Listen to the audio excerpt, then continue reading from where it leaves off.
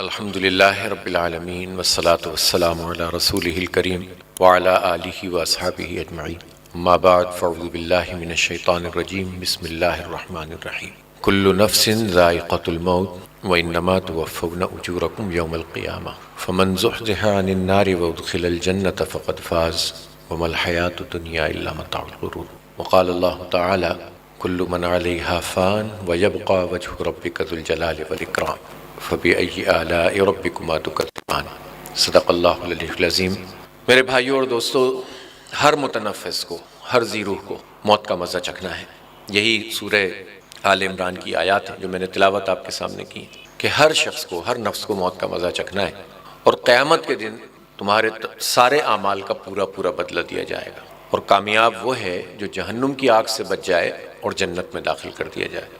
دنیا کی زندگی تو دھوکے کے سامان کے سوا کچھ بھی نہیں ہے۔ کتنی صاف اور واضح آیات ہیں، لیکن ایک مسئلہ جو ہم سب کے ساتھ ہوتا ہے وہ یہ ہے کہ ظاہر ہے کہ اللہ تعالیٰ نے ہدایت تو ہمارے لیے اتاری ہے، لیکن آزمائش کے لیے شیطان بھی موجود ہے، اور دونوں راستے اللہ تعالیٰ نے کھول کر رکھ دیے ہیں، جو ٹیڑھا راستہ ہے وہ بھی، اور جو سیدھا راستہ ہے وہ بھی۔ لا اکراہ فی الدین قد تبین الرشد من الغی، رشد کا راستہ بھی موجود ہے اور ٹیڑھ کا راستہ بھی موجود ہے۔ جو شیطان کا شکار ہو جائے گا اور پھر اس کو اس میں مزہ آنے لگے گا، اور ایک کے بعد دوسرا اور دوسرے کے بعد تیسرا گناہ کرتا چلا جائے گا، تو پھر وہ شیطان کا شکار ہو جائے گا، وہ فسق کے اندر مبتلا ہو جائے گا، پھر وہ گناہوں پہ اصرار کرے گا، اور پھر ٹیڑھ اس کے اندر آ جائے گی، اور جس سے اگر کوئی غلطی سرزد ہو بھی جائے تو وہ توبہ اور استغفار کرے گا، اللہ سے رجوع کرے گا، اپنی زندگی کو بدلنے کی کوشش کرے گا، اور حق کو تلاش کرنے کے لیے تگ و دو کرے گا، تو اللہ تعالیٰ پھر اسے رشد کا راستہ، ٹھیک راستہ، ہدایت کا راستہ عطا کر دے گا، اور پھر اللہ رب العالمین ایسے بندے کی مدد بھی فرماتا ہے۔ اس لیے پہلی بات ہی یہ سمجھنی چاہیے کہ جو ہو چکا ہے وہ تو جو ہو گیا ہے، لیکن اب جو ہماری زندگی ہے، زندگی کی یہ حقیقت سامنے آنے کے بعد کہ جب ہمارے ساتھ کام کرنے والا اگلے ہی گھنٹے موجود نہیں ہوتا، کہتے تو ہم سب ہی ہیں نا، کسی کے بھی انتقال پہ جاتے ہیں تو ہم یہی کہتے ہیں نا کہ یار بس اللہ کی مرضی ہے، موت تو اٹل حقیقت ہے، لیکن سچی بات بتائیں، جب ہم یہ بات کہہ رہے ہوتے ہیں تو یہ بات حلق کے نیچے جاتی ہے کیا؟ دل میں اتر رہی ہوتی ہے؟ اوپر سے ہم کہہ رہے ہوتے ہیں، اور کس خاص کیفیت میں شاید ہم دو چار ہو جاتے ہیں، لیکن جیسے اس کیفیت سے نکلتے ہیں دوبارہ بس وہی دنیا ہوتی ہے، فراخ دنیا ہے، سب چیزیں اس کی مزیدار ہوتی ہیں، تو توبہ اور استغفار کے نصیب نہیں ہوتا، اور اس کے نتیجے میں پھر ہم جو ہے آلودہ ہوتے چلے جاتے ہیں۔ تو یہ اس موقع کے اوپر کہ جب زندگی بالکل کھل کر ہمارے سامنے آ رہی ہے اور ہمارے قریب ترین لوگ ہم سے رخصت ہو رہے ہیں، تو آغاز ہم یہیں سے کریں کہ استغفار طلب کریں، مغفرت طلب کریں ان کے لیے بھی جو دنیا سے رخصت ہو گئے ہیں، اور اپنے لیے بھی۔ اس لیے کہ آپ دیکھیں نماز جنازہ کے موقع پر جو دعا پڑھی جاتی ہے، اللہم اغفر لحینا و میتنا و شاہدنا و غائبنا و صغیرنا و کبیرنا، کہ اللہ تعالیٰ تو ہمارے پہلے زندوں کی، پھر لحینا ہمارے جو زندے ہیں ان کی مغفرت کر، و میتنا، حالانکہ میت سامنے رکھی ہوئی ہوتی ہے لیکن دعا پہلے جو زندہ لوگ ہیں ان کی جا رہی ہے، اور جو شاہد ہیں ان کی جا رہی ہے، اور جو غائب ہیں ان کی جا رہی ہے، جو موجود ہیں اور جو موجود نہیں ہیں۔ تو اس کا مطلب کیا ہوا کہ مغفرت کی تو سب سے زیادہ ہم سب کو ہی ضرورت ہے۔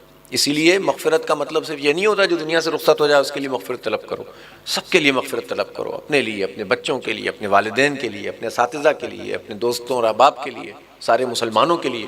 اللہم اغفر للمؤمنین والمؤمنات والمسلمین والمسلمات۔ اور مغفرت جب طلب کی جاتی ہے تو اس کا جو طریقہ ہے وہ یہ ہے کہ ہم اپنے گناہوں کے اوپر شرمسار۔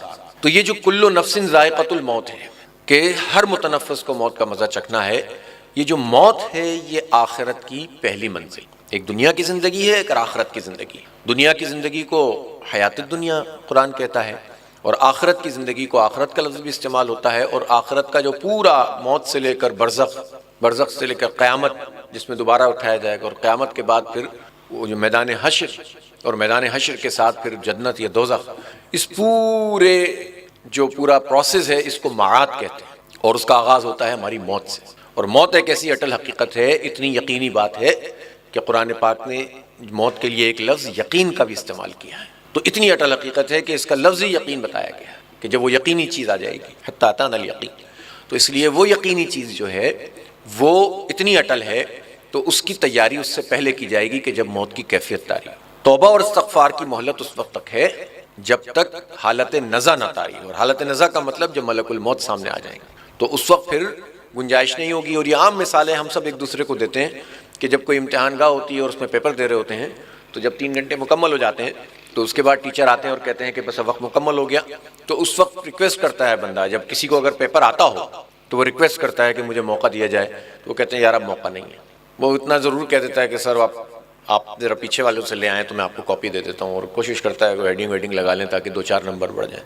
لیکن حالت نزاع کا معاملہ یہ ہے کہ مہلت نہیں ہے، مہلت آج ہے، ابھی ہے، اس وقت ہے، رات کو ہے، کل ہے، کہ ہم اپنے گناہوں پر نادم ہوں، شرمسار ہوں۔ استغفار اور توبہ یا رجوع الی اللہ، اس کی جو کنڈیشن ہے قرآن پاک میں فرمایا گیا یا ایھا الذین آمنوا توبوا الی اللہ توبۃ نصوحا، اے لوگو جو ایمان لائے ہو اللہ سے توبہ کرو، صاف ستھری سچی پکی توبۃ النصوح کرو۔ توبۃ نصوح کہتے ہیں اس، اگر تفصیل میں جائیں، اس کپڑے کو کہ جس کو ریپیئر کر دیا جاتا ہے، تو جو ہمارے اعمال کے اندر ٹیڑھ پیدا ہو جاتی ہے وہ اثر نو ہم اپنے آپ کو ٹھیک کر لیں۔ سچی اور پکی توبہ، سچی اور پکی توبہ کی پہلی شرط کیا ہے؟ اور وہ شرط بہت مشکل ہے۔ پہلی شرط یہ ہے کہ ہم سچے دل سے اپنے گناہ کے اوپر نادم ہوں، ندامت ہو کہ اللہ ہم سے غلطی ہو گئی ہے، شرمسار ہوں، روئیں اللہ کے آگے گڑ گڑائیں کہ اللہ ہم سے غلطی ہو گئی ہے، تو معاف کرنے والا ہے۔ اس کے بعد اس کے ساتھ ساتھ جو دوسری شرط ہے وہ یہ ہے کہ آئندہ گناہ نہ کرنے کا عزم۔ اب یہ کتنی مشکل بات ہے، یہ آسان بات نہیں ہے۔ اس کی وجہ کیا ہے؟ یہ جو شیطان ہے نا، یہ وسوسے ڈالتا ہے کہ توبہ نہ کر سکے بندہ، حالانکہ اللہ تعالیٰ کا دیکھیں نظام کیا ہے۔ اللہ کی رحمت یہ ہے کہ اللہ تعالیٰ کہتا ہے زندگی کے کسی بھی حصے میں تم رجوع کرو گے میں تمہیں معاف کروں گا، استغفار طلب کرو گے میں تمہیں دوں گا۔ اور پھر وہ اللہ میاں نے ہمارے لیے نظام بھی بڑا زبردست بنایا ہے، عام حالات کے اندر بھی اللہ تعالیٰ معاف کر دیتا ہے، لیکن رمضان المبارک آ جاتا ہے ہر سال، اس کے اندر تو اور اس کی طرف سے رحمتیں ہوتی ہیں، حج کے ایام آ جاتے ہیں اس میں اور رحمتیں ہوتی ہیں، اور مختلف مواقع پر اللہ تعالیٰ کی طرف سے ہمارے نوازشات ہوتی ہیں۔ شعبان کے مہینے کی اپنی ایک فضیلت ہے، اور یہ سب اس لیے ہوتا ہے کہ بندے رجوع تو کریں، ماحول تو بنے، توبہ تو کریں، استغفار تو کریں۔ لیکن ہوتا کیا ہے؟ ہوتا یہ ہے کہ کئی پہلوؤں کی وجہ سے استغفار کی توفیق نصیب نہیں ہوتی، سچی توبہ کی توفیق نصیب نہیں ہوتی، اور اس میں امام غزالی رحمۃ اللہ علیہ نے وہ چیزیں بتائی ہیں، جن میں سے ایک بات یہ ہے کہ ایک تو سستی طاری ہو جاتی ہے، کل توبہ کر لوں گا، پرسوں توبہ کر لوں گا، یہ عام ہتھیار ہے شیطان۔ کوئی بھی نئے کام کرنے بیٹھیں گے، کوئی بھی صحیح قرآن پڑھنے بیٹھ جائیں، آپ کو اتنے کام یاد آ جائیں گے کہ آپ کہیں گے اچھا ابھی رکتا ہوں، کیونکہ اب تو ہاتھ میں ہی قرآن ہے، یہ بھی تو ہو گیا ہے نا، موبائل میں ہی۔ یہ سب پہ گزرتی ہے کیفیت کہ یار اچھا ابھی رکتا ہوں میں، پھر دوسرا کام کر لوں، اور اس کے بعد کیا ہوتا ہے کہ وہ توفیق نہیں ہوتی اور آگے بڑھ جاتا ہے معاملہ۔ تو توبہ کے لیے ایک وسوسہ یہ ہوتا ہے، سستی ہوتی ہے، کاہلی ہوتی ہے کہ میں پھر توبہ کر لوں گا۔ دوسری بات بھی وہ یہ ہے کہ جو گناہ ہے، گناہ کی ایک لذت ہے، تو شیطان یہ دل میں بات ڈالتا ہے کہ یار یہ گناہ تو بڑی مزیدار چیز ہے، میں تو اس کو چھوڑ نہیں سکتا، اور جب یہ سوچ کر آدمی توبہ کرتا ہے تو توبہ قبول ہی نہیں ہوگی۔ حالانکہ ایک طرف تو یہ ہے کہ کوئی آدمی ویسے دیکھے میکرو لیول پر کہ یار یہ اتنا توبہ اور استغفار ان بندوں کے لیے عام ہے، جب اللہ سے رجوع کریں اللہ معاف کر دے گا سارے گناہ، یعنی بندوں کے حقوق تو اس کے لیے الگ ضابطہ ہے کہ وہ ادا کرنے پڑیں گے، لیکن جن چیزوں کا تعلق اللہ تعالیٰ سے وہ سب معاف ہو جائیں گے۔ اتنی زبردست قسم کی آفر موجود ہے، تو پھر یہ مسئلہ کیا ہے؟ مسئلہ یہ ہے سستی، مسئلہ یہ ہے گناہ کی لذت اور گناہ نہ چھوڑنے کا جو اندر ہی اندر ہوتا ہے احساس کہ اس دنیا میں کیسے گناہ کے بغیر زندہ رہ سکتا ہوں۔ تو یہ وہ چیزیں ہوتی ہیں کہ جو ہمیں ٹالتی ہیں، ٹلتا رہتا ہے۔ اور تیسری چیز کیا ہوتی ہے؟ تیسری چیز یہ ہے کہ پختہ یقین نہیں ہوتا آخرت کے اوپر۔ کہتے تو ہیں ہم، اور ہمارا ایک ایسا سماجی دباؤ ہے، اور واقعتاً یہ بھی ہوتا ہے کہ اللہ میاں واقعی بھائی کچھ ہو ہی نہ جائے ہمارے ساتھ، لیکن آخرت کے اوپر جو یقین اور موت کی جتنی جو ہے وہ یقین ہونا چاہیے، اور اس کے بعد کی منزلوں کا وہ یقین کی کیفیت نہیں ہوتی، جس کی وجہ سے بندہ اس آخرت کے لیے اس طرح سے نہیں مانگتا۔ یہ وجوہات ہیں جس کی وجہ سے توبہ ٹلتی رہتی ہے۔ لیکن اس کا علاج کیا ہے؟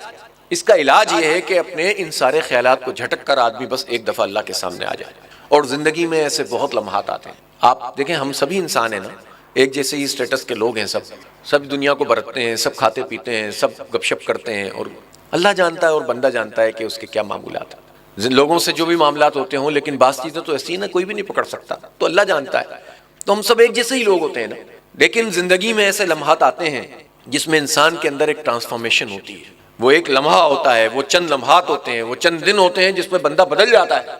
تو اللہ سے ہمیں اس دن کی تمنا کرنی چاہیے اور اس کو تلاش کرنے کی جستجو کرنی چاہیے، اور واقعتاً ایسی چیز ہوتی ہے کہ پھر اس کے بعد بندہ بہت عرصے کے لیے سمجھ جاتا ہے۔ ہم تو فار ایور سوچیں کہ اللہ تعالیٰ ہم گناہوں سے بچ جائیں، آلودگیوں سے بچ جائیں، گندگی سے بچ جائیں، کیسے بچیں گے؟ ہر چیز تو منہ پھاڑے کھڑی ہوئی ہے، لیکن یقین کریں کہ جب ان کیفیات سے آپ سرشار ہوتے ہوں گے تو اس میں پھر آپ کو خود بخود ایک حلاوت ایمانی محسوس ہوتی ہوگی، جس میں جب آپ اپنی نظروں کو گندگی سے ہٹا لیتے ہیں، جب آپ قدرت رکھنے کے باوجود غلط کام نہ کرتے ہوں، اور جب آپ دین کی طرف راغب ہوتے ہوں تو اس کے نتیجے میں خود بخود دل کے اندر ایک ایسی کیفیت پیدا ہوتی ہے جس کا کوئی بدل، اس لذت کا کوئی بدل نہیں ہے کسی بھی لذت، گناہ کی لذت کے اندر. لیکن وہ مشکل کام ہے، اور مشکل کام ہو جاتا ہے جب بندہ اپنے اندر ایک عزم کر لے اور حوصلہ کر لے کہ بس اللہ اب میں تیری طرف آ گیا ہوں. تو وہ توبہ اور استغفار پھر اللہ تعالیٰ کو اتنی پسند ہوتی ہے کہ وہ بندے کے سارے گناہ معاف کر دیتا ہے، بلکہ سیئات یعنی برائیاں جو ہیں ان سے ان کو بدل دیتا ہے حسنات سے. صرف سیئات کو معاف نہیں کرتا بلکہ گناہوں کو نیکیوں سے بدل دیتا ہے اللہ تعالیٰ. لیکن اس کے لیے وہ سچی اور پکی توبہ اور استغفار چاہیے، رجوع چاہیے. تو ہم یہ عزم کریں کہ اللہ تعالیٰ ہم تو اس سے پکی اور سچی توبہ کریں گے، استغفار طلب کریں گے، اور کوشش کریں گے، پوری کوشش کریں گے کہ ہم گندگیوں کی طرف نہ جائیں اور تیرے دین کے راستے کے اوپر چلنا شروع کریں. تو اللہ تعالیٰ انشاءاللہ ہاتھ پکڑنے والا ہے. وہ گناہ بھی جن کا تعلق ہماری ذات سے ہے، اور وہ گناہ بھی جس کا تعلق ہماری معاش سے ہے، جس کا تعلق ہماری زبان سے ہے، جس کا تعلق ہمارے جو ہے وہ رویوں سے ہے، اخلاق سے ہے، تو جس کا تعلق ہمارے لین دین سے ہے. ان سب چیزوں کے حوالے سے پکی اور سچی توبہ کر لی جائے تو اللہ معاف کرنے والا ہے. تو کل نفس ذائقۃ الموت، ہر ایک کو مرنا ہے. موت جو ہے، موت کے بارے میں اقبال نے کہا، موت کو سمجھے ہیں غافل اختتام زندگی ہے یہ شام زندگی صبح دوام زندگی. کیا مطلب ہے؟ اس کا مطلب یہ ہے کہ غافل جو لوگ ہوتے ہیں جن کو دنیا اور آخرت کی حقیقت نہیں پتہ ہوتی، وہ سمجھتے ہیں کہ جو زندگی ہے اس کی جو شام ہے نا وہ موت ہے، زندگی ختم ہو گئی ہے. جبکہ یہ کیا ہے؟ یہ ایک نئی زندگی کا آغاز ہے، ایک نئی صبح کا آغاز ہے جس کو دوام حاصل ہے یہ شام زندگی صبح دوام زندگی. تو اصل میں تو ایک نئی زندگی کے اندر انٹر ہوتے ہیں آپ، ایک زندگی سے دوسری زندگی میں. اور اس زندگی اور اس زندگی کا فرق کیا ہے؟ رسول اکرم صلی اللہ علیہ وسلم نے بتایا، دریا میں انگلی ڈبو اور نکالو تو جو قطرہ ہے وہ یہ زندگی ہے جس کی شام ہو جاتی ہے موت پر، اور جو دریا ہے وہ زندگی ہے کہ جس کو صبح دوام زندگی کہتے ہیں. تو اس زندگی کی فکر کرنے والا اسی وقت کرے گا جب اس کو یقین ہوگا. اور وہ یقین کی کیفیت کس طرح پیدا ہوتی ہے؟ رجوع اللہ سے ہوتی ہے، قرآن پڑھنے سے ہوتی ہے، نمازوں میں دل لگانے سے ہوتی ہے، چھپ چھپ کر اللہ تعالیٰ کو یاد کرنے سے ہوتی ہے، اور کھلے اور چھپے اللہ تعالیٰ کے کام میں لگنے سے ہوتی ہے. اس کے نتیجے میں اللہ تعالیٰ وہ توفیق دیتا ہے کہ جس میں یقین کی کیفیات سے انسان سرشار ہو جاتا ہے، پھر وہ اس کے لیے تگ و دو زیادہ کرے گا کہ جہاں اس کو زیادہ رہنا ہے، جتنا بڑا دریا وہ موجود ہے، اور اس کے لیے اتنی ہی کرے گا جتنا قطرہ اس کے پاس ابھی اویلیبل ہے. تو یقین کی کیفیت سے ہمکنار ہونا، یہ بھی اللہ تعالیٰ سے رجوع کرنا اور توبہ کرنا اور اس کی طرف پلٹنا ہے. معاملہ ہے بہت نازک، اس لیے کہ قدم قدم کے اوپر جو ہے وہ رکاوٹیں موجود ہیں. اور شیطان کیا کرتا ہے؟ شیطان کیا کرتا ہے؟ شیطان یہ کرتا ہے کہ جو خراب لوگ ہوتے ہیں نا، تو ان کے لیے تو ویسے ہی وہ خرابی کے ساتھ سامنے آتا ہے، اور جو اچھے لوگ ہوتے ہیں ان کو بھی خراب کرنے کی کوشش کرتا ہے، خرابیاں سامنے لاتا ہے. جب دیکھتا ہے کہ وہ جو اچھے لوگ ہیں خرابی سے نہیں مان رہے اور نیکی کی طرف راغب ہیں، تو شیطان نیک بن کر سامنے آتا ہے، شیطان وبال بن جاتا ہے، شیطان اعمال کو ضائع کرنے کی کوشش کرتا ہے. اور یہ اتنا خطرناک کام ہے، اتنا خطرناک کام ہے کہ آپ سوچ نہیں سکتے. اللہ تعالیٰ دیکھیں، یہ جو سب سے زیادہ تو وہ آزمائش میں ہوتا ہے جو درس دے رہا ہوتا ہے یا درس کی طرف بلا رہا ہوتا ہے. اس لیے کہ جب وہ حدیث سامنے آتی ہے، رسول اکرم صلی اللہ علیہ وسلم نے فرمایا کہ ایک وقت وہ آئے گا قیامت کے دن، کچھ لوگ لائے جائیں گے، تو ان میں سے ایک قاری قرآن ہوگا، قرآن پڑھنے والا، قرآن کی تعلیم دینے والا، اور ایک ہوگا انفاق فی سبیل اللہ، اللہ کے راستے میں خرچ کرنے والا، اور تیسرا ہوگا شہید. اب ان سے زیادہ کیا ہوگا؟ تو جو قاری قرآن ہوگا، تو حدیث کا مفہوم یہ ہے کہ اللہ تعالیٰ سے اس کا مکالمہ ہوگا. ہاں بھائی کیا کیا تم نے؟ میں قرآن بہت اچھا پڑھتا. کس لیے پڑھتے تھے؟ اس لیے پڑھتا تھا کہ میں آپ کے دین کے لیے، آپ کا کلام تھا، اس کی تعلیم دیتا تھا، اس کو پڑھتا تھا. تو اللہ تعالیٰ اس سے کہے گا کہ نہیں، تو اس لیے نہیں پڑھتا تھا، تو اس لیے پڑھتا تھا کہ لوگ کہیں گے کہ تو بہت اچھا قرآن پڑھتا ہے، لوگوں نے تجھے اچھا کہہ دیا، اس کو جہنم میں ڈال دو. پھر اللہ کے راستے میں خرچ کرنے والا آئے گا، اس سے بھی یہ سوال ہوگا، اور وہ کیا کہے گا؟ وہ یہی کہے گا کہ میں تو اس لیے کرتا تھا کہ جو ہے میں تیرے دین کی سربلندی کے لیے انفاق کرتا تھا، غریبوں کی مدد کرتا تھا تاکہ تو خوش ہو جائے. تو میرے خوشی کے لیے نہیں کرتا تھا، تو اس لیے کرتا تھا کہ لوگ کہیں کہ تو بہت سخی ہے، لوگوں نے تجھے سخی کہہ دیا، اس کو بھی جہنم میں ڈال دو. اور پھر وہ شہید آئے گا جس کے بارے میں حدیث میں آتا ہے کہ شہید کے خون کا قطرہ زمین میں گرنے سے پہلے اس کی مغفرت ہو جاتی ہے. لیکن اس شہید سے بھی اللہ تعالیٰ کا مکالمہ ہوگا، کہے گا بھی تم نے کیا کیا؟ اس نے کہا میں اللہ کی خاطر، آپ کی خاطر لڑا اور میں نے جان دے دی. اللہ تعالیٰ کہے گا نہیں، تو میری خاطر نہیں لڑا، تو اس لیے لڑا کہ لوگ کہیں گے کہ تو لڑ رہا ہے، تو بہادر ہے، لوگوں نے تجھے بہادر کہہ دیا، اور اس کو بھی منہ کے بل گھسیٹ کے جہنم میں ڈال دو. تو اس لیے اتنا نازک معاملہ ہے بھائی، اتنا نازک معاملہ ہے، اس لیے احتیاط اللہ سے رجوع، اور یہ جو ریاکاری اور یہ جو ریا شرک کی قسم ہے، شرک کی قسم ہے، تو یہ جو ہے وہ انسان کو پھر ادھر ادھر کر دیتی ہے. تو اللہ تعالیٰ سے ہی مدد مانگیں گے ہم، اور کہاں جائیں گے؟ تو ظاہر اچھا کچھ چیزیں ایسی ہیں کہ جس میں ہمارا بس کچھ نہیں ہے. یہ نہیں ہو سکتا کہ ہم رہبانیت کا راستہ اختیار کر لیں، یہ نہیں ہو سکتا کہ ہم کونوں خدروں میں چھپ جائیں کہ یار کہیں ہمارے اعمال ضائع نہ ہو جائے، اس لیے کہ یہ بھی اللہ کا حکم ہے کہ اللہ کی کبریائی بیان کرنی ہے.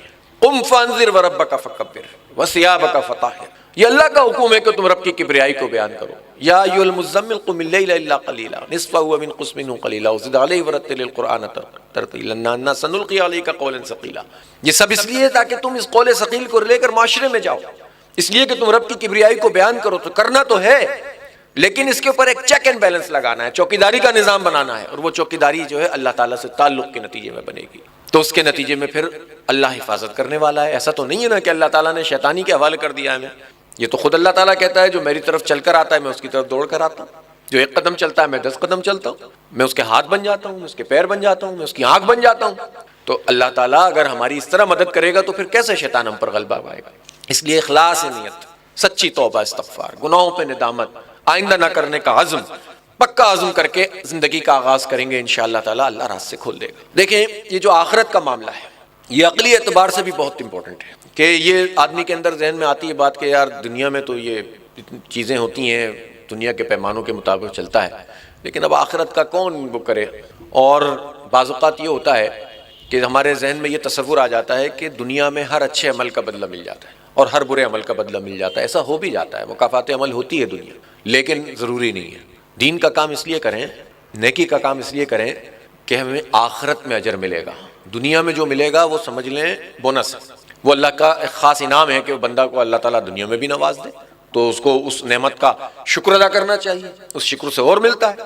تو جو اللہ سے جتنا مانگ لے دنیا کے اندر اس میں بھی ممانعت نہیں ہے.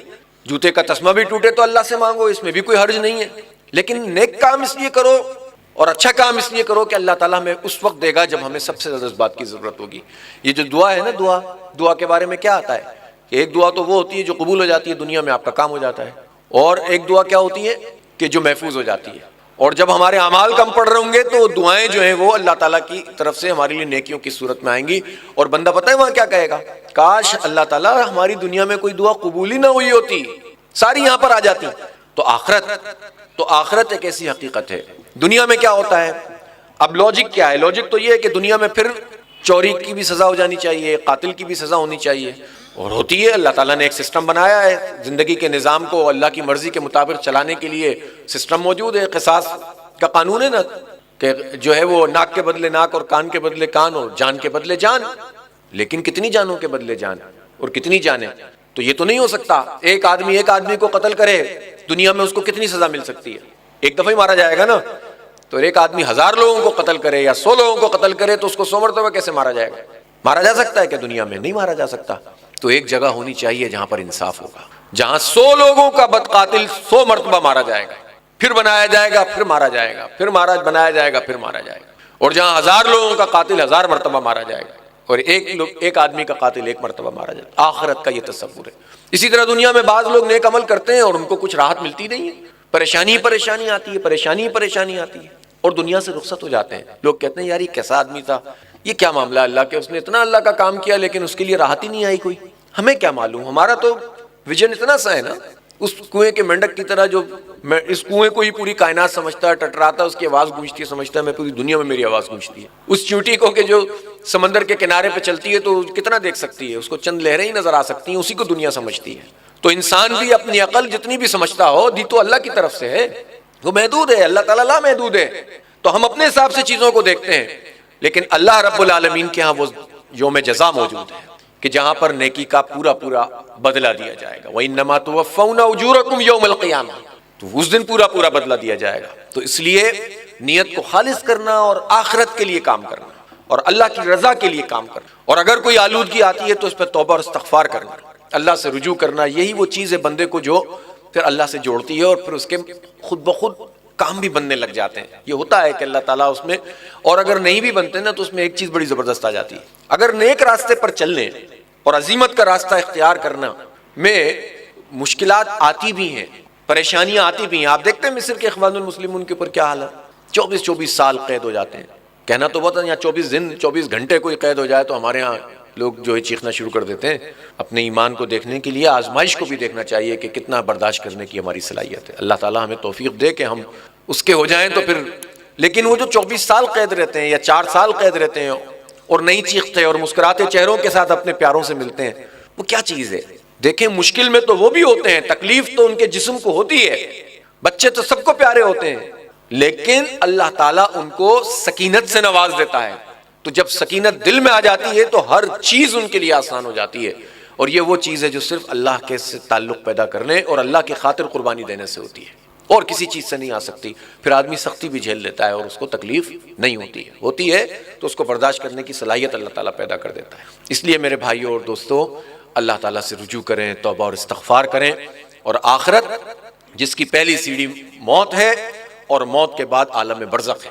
عالم برزخ سے متعلق بہت ساری چیزیں موجود ہیں، میں صرف آپ کو بہت نکتے کی 1-2 باتیں بتانا چاہتا ہوں۔ انسان جسم اور روح کے رشتے کا نام ہے۔ دنیا کی زندگی میں ہوتا یہ ہے کہ جو تکلیف ہوتی ہے انسان کے جسم کے اوپر ہوتی ہے، لیکن جو روح ہوتی ہے وہ بھی اس کا اثر لیتی ہے، اس کو تکلیف ہوتی ہے، اور اس کے نتیجے میں آدمی مزمحل ہو جاتا ہے، پریشان ہو جاتا ہے، یا کوئی اور پریشر آتا ہے تو آپ دیکھیں نا، انزائٹی میں ہم اس میں چلے جاتے ہیں، اسٹریس میں چلے جاتے ہیں، تو وہ ہمارا جو وہ روحانی نظام ہے، جس اور جسم کے رشتے کا نام انسان ہے، اس پہ بھی اثر ہوتا ہے۔ تو بہرحال وہ، لیکن مینلی جو تکلیف ہے یا فزیکل چیز ہے وہ انسان کے جسم کے اوپر تکلیف آ رہی ہوتی ہے۔ لیکن قیامت کے دن یہ جو برزخ کی بات کی گئی ہے کہ جس میں یہ بتایا گیا ہے کہ منکر نکیر آئیں گے اور اٹھ کر سوال کریں گے کہ ما ربو کا اور من ربو کا اور ما دینو کا، اور رسول پاک صلی اللہ علیہ وسلم سے متعلق، اور پھر اس کے بعد جو یہ بتایا گیا کہ جنت کے باغوں میں سے ایک باغ ہوگی یا جہنم کے گڑھوں میں سے ایک گڑھا ہوگی، اور ایک حدیث میں تو یہ بھی آتا ہے کہ جو آدمی جو ہے کفر میں یا نفاق میں زندگی جس نے گزاری ہوگی تو اس کو ایک فرشتے کی ذمہ داری ہوگی کہ وہ اس کے سر پہ گرز مارے گا، اور وہ گرز ایسا ہوگا کہ اگر وہ بڑے پہاڑ کے اوپر بھی مار دیا جائے تو وہ ریزہ ریزہ ہو جائے، لیکن اس کی چیخ و پکار دنیا کے لوگ نہیں سن سکیں گے، اس کیفیت سے جو ہے وہ قبر کے اندر میں مبتلا ہوگا۔ اب آپ صلی اللہ علیہ وسلم نے بتایا غلط تو نہیں ہو سکتا، لیکن یہ کیسے ہوگا؟ تو انہوں نے یہ بات سمجھائی کہ دیکھیں دنیا کی زندگی میں جسم کے اوپر تکلیف ہوتی ہے، روح اس کی جو ہے وہ سمجھنے اس کے ساتھ ساتھ اس کی تکلیف کو محسوس کرتی ہے، لیکن اصلاً اس کے اوپر تکلیف نہیں ہوتی۔ لیکن جو قبر کے اندر عذاب ہے وہ بیسیکلی روح کے اوپر ہوگا، اس کا اثر انسان کے جسم کے اوپر بھی ہوگا۔ خواب میں کیا ہوتا ہے؟ خواب میں آپ کھاتے ہیں، خواب میں آپ پیتے ہیں، اور کبھی کبھی تو آپ کو محسوس نہیں ہوتا، لیکن کبھی کوئی بڑا مزہ آ رہا ہوتا ہے، لیکن اصل میں تو آپ نہیں کھا رہے ہوتے، تو پھر کیا ہوتا ہے؟ اس وقت تو آپ کو مزہ آ رہا ہوتا ہے، حالانکہ آپ نہیں کھا رہے فزیکلی۔ تو خواب ایک عالم برزخ کی یا قیامت کے دن کی ایک جو ہے نا سمجھ لیں جھلک ہے۔ بعض اوقات آپ دیکھتے ہوں گے خواب میں بھاگنے کی کوشش کر رہے ہیں، نہیں بھاگ پا رہے، کبھی خواب میں لگتا ہے کہ آپ کو کوئی راحت ملی ہے، خوشی مل رہی ہے، کبھی کبھی جو ہے بہت ایک دم سے خوف طاری ہو جاتا ہے کسی چیز کا، کوئی خوفناک چیز آ گئی خواب کے اندر، اور اس کا اثر پھر انسان کے جسم کے اوپر پڑا، آپ اٹھتے ہیں تو آپ عجیب سے پسینے میں بھی آ جاتے ہیں، لیکن وہ بہت جزوی سا ہوتا ہے، اصل تو وہ آپ کی روح کے اوپر وہ تکلیف ہو رہی ہوتی ہے۔ تو اس کا مطلب یہ ہوا کہ اس سے بات سمجھ میں آتی ہے کہ جو برزخ کا معاملہ ہے اس میں ضروری نہیں ہے سب کو قبر، یہ تو ہمارا معاملہ ہے کہ ہم قبر کے اندر دفناتے ہیں، ہم نے حکم دیا گیا ہے اس بات کا۔ جس کو قبر نہیں ملتی وہ کیا کرتے ہیں؟ جن کو جلا دیتے ہیں، ان کا کیا ہوتا ہے؟ ان کے لیے بھی عالم برزخ موجود ہے اور اللہ کا ایک نظام موجود ہے۔ تو وہاں پر وہ جو تکلیف ہے وہ روح کے اوپر تکلیف ہوگی، اور جسم کو بھی ساتھ میں لا کر، یعنی یہ بھی حدیث میں آتا ہے کہ وہ روح کو دوبارہ جسم میں ڈال دیا جائے گا اور پھر اس کو کھڑا کیا جائے گا۔ تو اس لیے اصل نجات کا راستہ ہے اللہ پر ایمان، نجات کا راستہ ہے آخرت پر یقین، نجات کا راستہ ہے کہ ان تمام چیزوں سے خوفزدہ واقعتاً ہو جائیں۔ اب آپ مجھے بتائیے کہ چلیں، یہ باتیں تو لگتا ہے نا کہ چلیں نیک ہو جانا چاہیے، اچھا ہو جانا چاہیے، اللہ سے رجوع کرنا چاہیے، پریکٹیکلی کیا کریں؟ آپ مجھے بتائیں کہ جب ہم اپنے بچوں کی مستقبل کی فکر کرتے ہیں تو اس وقت کیا کر رہے ہوتے ہیں؟ ایمانداری سے اپنے دل پر ہاتھ رکھ کے اور اس کا جائزہ لیں کہ ہم آخرت پر یہ یقین رکھتے ہیں کہ اپنے بچوں کو آخرت کی میں قیامت کے دن اور اس کے بعد جہنم کی آگ سے بچانے کی فکر کریں۔ اگر ہم میں یقین ہوگا تو ہم فکر کریں گے، ورنہ کیا کوئی اپنے بچے کو آگ میں ڈال سکتا ہے؟ کیا کوئی بچے کو جو ہے آگ کی نظر کر سکتا ہے؟ کسی کا دل اتنا شقی ہو سکتا ہے؟ ہوتے ہیں دنیا میں ایسے ایکسیپشنل کیسز، کچھ پاگل ہو جاتے ہیں اور کچھ واقعی شیطان ان کے دماغوں کو جکڑ لیتا ہے، لیکن نارملی تو ایسا نہیں ہوتا نا۔ کون چاہتا ہے کہ میرا بچہ تکلیف میں آئے؟ کون چاہتا ہے کہ وہ مشکل میں وقت گزارے؟ ہم تو اس لیے بچوں کے لیے فکر مند کر رہے ہوتے ہیں کہ ان کا مستقبل ٹھیک ہو جائے، کسی کے محتاج نہ رہیں، اور یہ غلط بھی نہیں ہے اس کی فکر کرنا، لیکن جس بچے کی فکر میں ہم کاروبار میں یا ملازمتوں میں اتنی فکر کر رہے ہوتے ہیں، اسی بچے کو جہنم کی آگ کی نظر کرتے ہوئے ہمیں پریشانی نہیں ہوتی۔ اگر وہ غلط کام کر رہا ہے، اس کی تربیت غلط ہو رہی ہے، اس کو جھوٹ کی عادت پڑ رہی ہے، اس کے پیٹ میں خدا نہ خواستہ حرام کا نوالا جا رہا ہے، اس کو دین سے ہم نے دور کر دیا۔ جو کام ہم زندگی بھر کرتے رہیں کہ اقامت دین کا کام کریں گے، دین کی جد و جہد کریں گے، اور اپنے بچوں کے لیے اس طرح سے فکر مند نہ ہو، تو پھر ظاہر سی بات ہے کہ اس کا مطلب یہ ہے کہ ہم نے دو معیار بنا لیے ہیں اپنے لیے۔ تو راستہ یہ ہے کہ ہم آخرت پر یقین رکھتے ہیں تو اپنے آپ کو بھی اور اپنے گھر والوں کو بھی۔ یا ایھا الذین آمنوا قوا انفسکم واہلیکم نارا، اے لوگوں جو ایمان لائے ہو، اپنے آپ کو اور اپنے اہل و عیال کو آگ سے بچاؤ۔ وقودھا الناس والحجارہ، جس کا ایندھن انسانوں اور پتھروں کو بننا ہے۔ تو آپ بتائیے، علیہ ملائکۃ غلاظ شداد لا یعصون اللہ ما امرهم ویفعلون ما یؤمرون، ان کے اوپر نگراں بٹھاتی جائیں گے ملائکہ فرشتے، اور جو باہر نہیں آنے دیں گے آگ سے لوگوں کو، اور وہ وہی کام کریں گے جن کا حکم اللہ تعالیٰ نے دیا ہے، اور وہ فرشتے اللہ تعالیٰ کے کاموں سے سرتابی نہیں کرتے، جو حکم ملتا ہے وہی انجام دیتے ہیں۔ اللہ ہمیں اپنی پناہ میں رکھے، ہمارے بچوں کو بچائے، جو ربنا ھب لنا من ازواجنا وذریاتنا قرۃ اعین وجعلنا للمتقین اماما والی بات ہے، قوا انفسکم واہلیکم نارا والی بات ہے، اپنے لیے اور اپنے بچوں کے لیے جنت طلب کرنے والی بات ہے۔ وہ اسی لیے ہے کہ ہم سب واقعتاً آخرت پر یقین رکھیں اور دنیا میں وہ کام کریں جو اللہ تعالیٰ نے ہماری ڈیوٹی لگائی ہے۔ آخرت پر یقین رکھنے کا مطلب یہ نہیں ہے رہبانیت نہیں، رہبانیت کا مطلب ہوتا ہے کونا میں بیٹھ جاؤ۔ آخرت پر یقین رکھنے کا مطلب یہ ہے کہ دنیا دار العمل ہے، امتحان گاہ ہے، اس میں رہنا ہے، بس آنا ہے، اس کو بسر کرنا ہے، لیکن اللہ کی مرضی کے مطابق کرنا ہے، اللہ نے جو ہدایت دی ہے اس کے مطابق کرنا ہے۔ غلطیاں ہونے لگے توبہ کرنی ہے، شیطان اپنے راستے پہ ڈالنے لگے ریزسٹ کرنا ہے، ریزسٹ کریں گے تو نجات ملے گی اور پھر ہمیں اچھا راستہ ملے گا۔ یہ دیکھیں رسول اکرم صلی اللہ علیہ وسلم کا طریقہ تھا کہ جب لوگ خوشی کے موقع پہ جمع ہوتے تھے، جیسے نکاح کا خطبہ ہوتا ہے، یا غم کے موقع پر جمع ہوتے تھے، تو آپ صلی اللہ علیہ وسلم نصیحت فرماتے تھے، میں آپ کے لیے، آپ میرے لیے دعا کریں، ہم سب ایک دوسرے کی اصلاح کی کوشش کریں، ہم سب مل کر جو ہے وہ دین کو اور دین کے ماحول، اس لیے کہ دین پر عمل کرنا دینی ماحول کے بغیر مشکل ہے، دین کے نظام کے بغیر مشکل ہے، اس لیے کہ آپ کے پاس جگہ جگہ شیطان جو ہے وہ ہاتھ پنجے منہ کھولے ہوئے کھڑا ہوتا ہے۔ اس پورے سسٹم کے اندر کرپشن ہے، لوٹ مار ہے، چوری ہے، ڈاکہ ہے، جھوٹ ہے، دھوکہ ہے، اس میں سب جو ہے وہ ایک دوسرے کے دوست بھی ہوتے ہیں اور دشمن بھی ہوتے ہیں، اس لیے کہ بس منفعت چاہیے ہوتی ہے، ہمیں فوری فائدہ چاہیے ہوتا ہے، اور اس میں پھر ہماری آنکھیں بند ہوتی چلی جاتی ہیں، اور اپنے ضمیر کو مطمئن کرنے کے لیے اپنے آپ کو پاک صاف سمجھتے ہیں، باقی سب کو چور سمجھتے ہیں۔ ایسا ہوتا ہے کہ نہیں ہوتا؟ مجھے بتائیں۔ تو یہ شیطان ہے جو اس طرح سے ہمیں بنا دیتا ہے۔ تو میں آپ کے لیے، آپ میرے لیے دعا کریں، ہم سب خیر خواہ بنیں ایک دوسرے کے، اور دین کے کاموں کے لیے جو اللہ تعالیٰ کی طرف سے جو حکم ہے وہ یہ ہے کہ تم دین پر قائم ہو جاؤ۔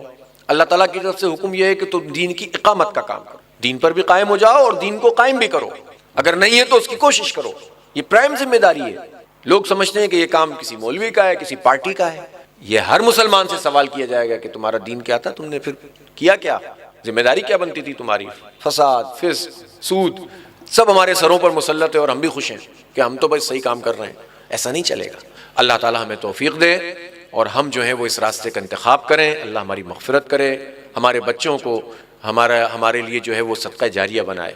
ہم اگر اپنے بچوں کی تربیت صحیح کریں گے، دین کا سپاہی بنائیں گے، اور دنیا کی بھی ان کی فکر کرتے رہیں گے، لیکن اصل میں آخرت کی فکر کرنے والے ہوں گے، یہ بچے ہمارے لیے صدقہ جاریہ بنیں گے، ورنہ اللہ تعالیٰ کے یہاں تو ہمیں ان سب کے بارے میں جواب دینا پڑے گا۔ اللہ تعالیٰ ہمیں عمل کی توفیق دے، اللہ تعالیٰ ہم سب کی مغفرت فرمائے۔